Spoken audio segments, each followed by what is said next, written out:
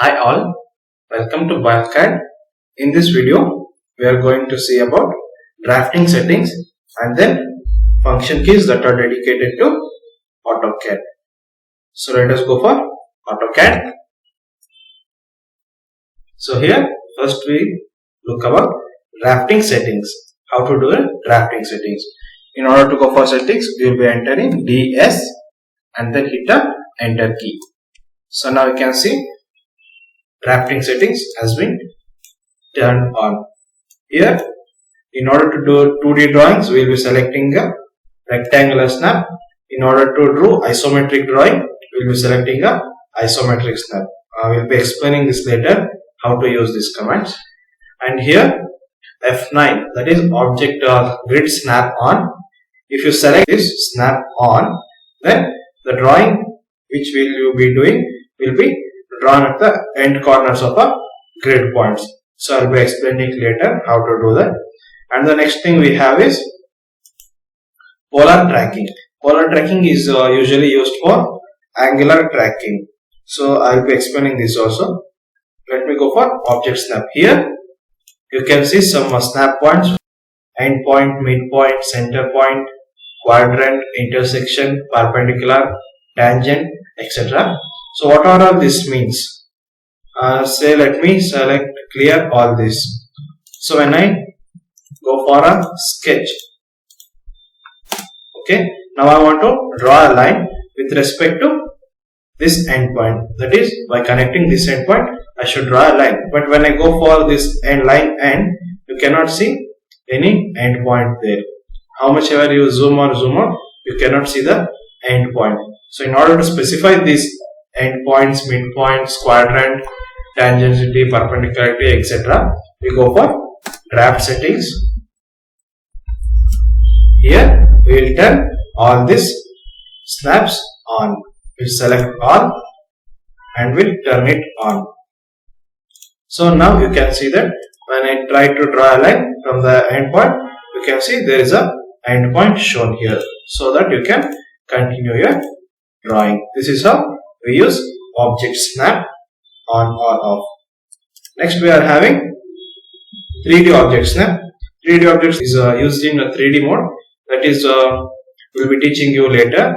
Here also the vertex, midpoint, center of the face, intersection, all perpendicularity, parallelism, everything will be used. In order to use that, you should select all and 3D object snap should be on here. Then next we have dynamic input.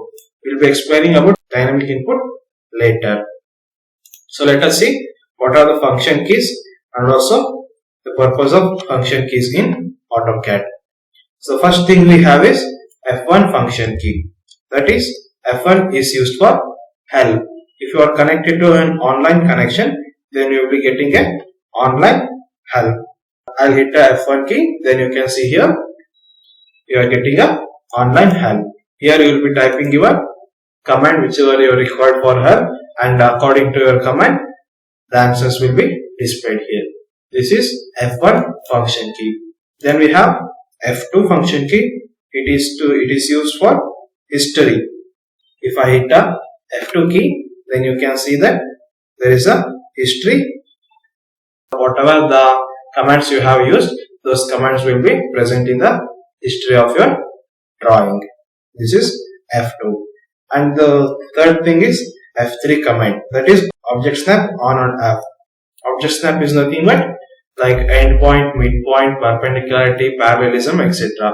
If I turn this off, say I'll hit a F3 and I'll turn it off, then if I go to draw a line from the end, see, now you cannot see the object snap, that is endpoints or else any other points. So in order to display this, we should turn it on, that is hit a F3 key, then you can now see endpoint of a line.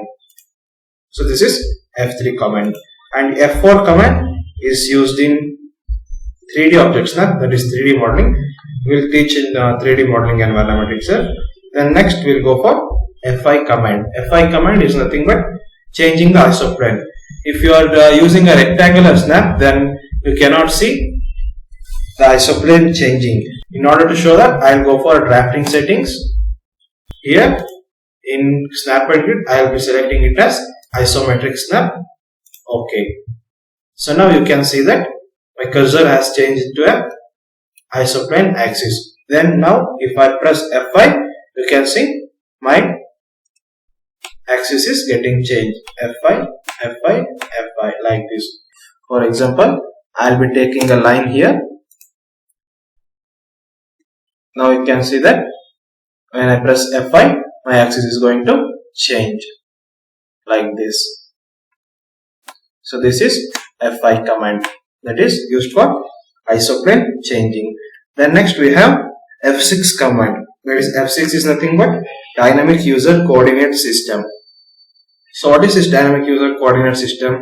In order to draw your drawings in coordinate systems, that is by entering coordinate points, doing a drawing, so that you will be using dynamic user coordinate system. But for regular drawings we don't require this. Then F7 command is grid on or off. Now here you can see our background grids, right? You can see our reference grids here. When I hit the F7 key, the grids will get on or off like this. If I hit F7, the grids get off. Again, once again, if I press F7, then grids get on. And next command is F8 command. F8 is used for ortho mode. Ortho mode is nothing but if I try to draw a line, you can see it can be drawn in anyways. If I try to draw a straight line, there may be some errors so that I cannot draw a straight line exactly. In order to go for straight lines, that is a exact straight line, we turn on a ortho mode, that is F8. If I press F8, now you can see that my line will be drawn in a straight direction, that is angle. The angle will be 0 degree. Or else you can draw, if you want vertically, then your angle will be 90 degree. So that your line will be always straight itself. For this you will be using F8 command. Then next we have F9, that is used for grid snap. If I try to draw a line, you can see here there is a reference grid over here. I will be trying to draw a line from the center of a grid.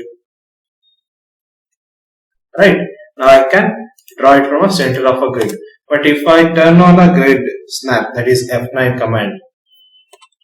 Now I have turned on the F9 command. So now you can see that if I try to draw a line, the system will automatically take my cursor into a snap points, that is end of the grids. If I try to draw my line from the center of the grid, it is not possible to draw it from the center. It always takes from the corners to corner itself.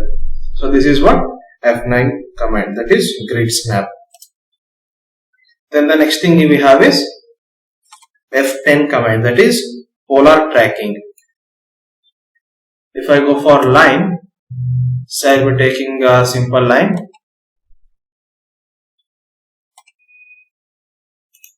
And I will be drawing a line.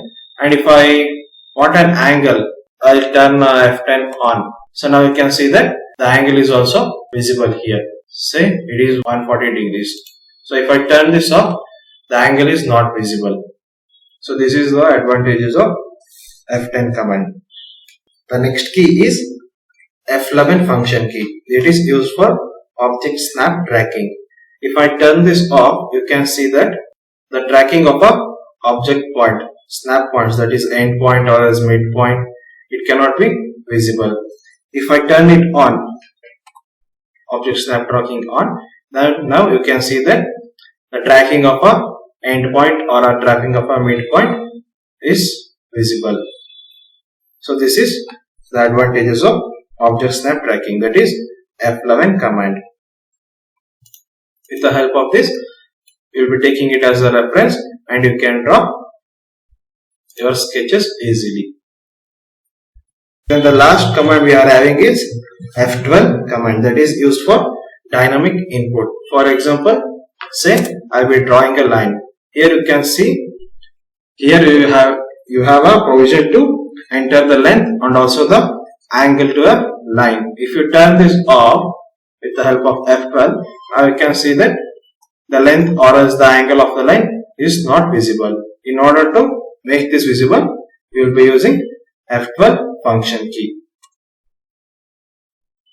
like this, so that we will be entering the distance and also angle simultaneously. So this is how we use function keys in AutoCAD. So this is all for now. Let's meet in a next video. Thank you.